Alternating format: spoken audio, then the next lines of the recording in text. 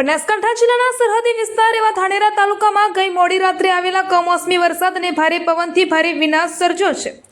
આફતના વરસાદે અનેક ગામોમાં ખેડૂતો અને ગ્રામજનોને મોટું નુકસાન પહોંચાડ્યું છે।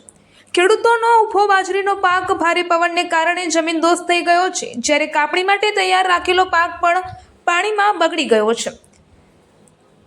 તે સાથે જ અનેક ગામોમાં મકાનના પતરા ઉડી ગયા છે, તેમજ કેટલાક ઘરોને પણ નુકસાન પહોંચ્યું છે। તબેલાઓ અને શેડ પણ તૂટી પડવાના બનાવો સામે આવ્યા છે। ખેડૂતોની હાલત અત્યંત દયનીય બની છે। એક પીડિત ખેડૂતે જણાવ્યું કે અમારી બાજરી સંપૂર્ણપણે પડી ગઈ છે, હવે કાપણી કેવી રીતે કરવી તે પણ એક પ્રશ્ન છે। પવનમાં મકાનના પતરા અને ઘરનો સામાન પણ ઉડી ગયો છે। કુદરતના પ્રકોપ સામે ખેડૂત ફરી એકવાર લાચાર બન્યો છે અને મોઢે આવેલો કોળિયો ફરી છીનવાઈ ગયો છે। આફતગ્રસ્ત ખેડૂતો દ્વારા સરકાર પાસે તાત્કાલિક સહાય અને વળતરની માંગ ઉઠાવવામાં આવી રહી છે। હવે સૌની નજર સરકારના પગલા પર ટકેલી છે। અહેવાલ હિતેશ સોલંકી, ધાનેરા।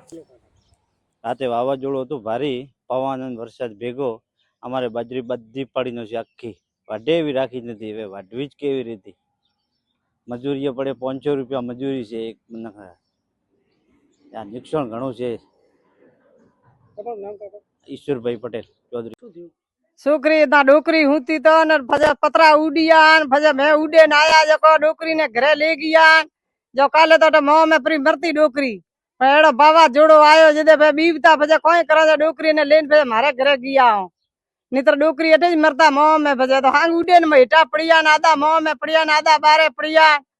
जो कोई सरकार हो तो मोरी पारवास करो सा।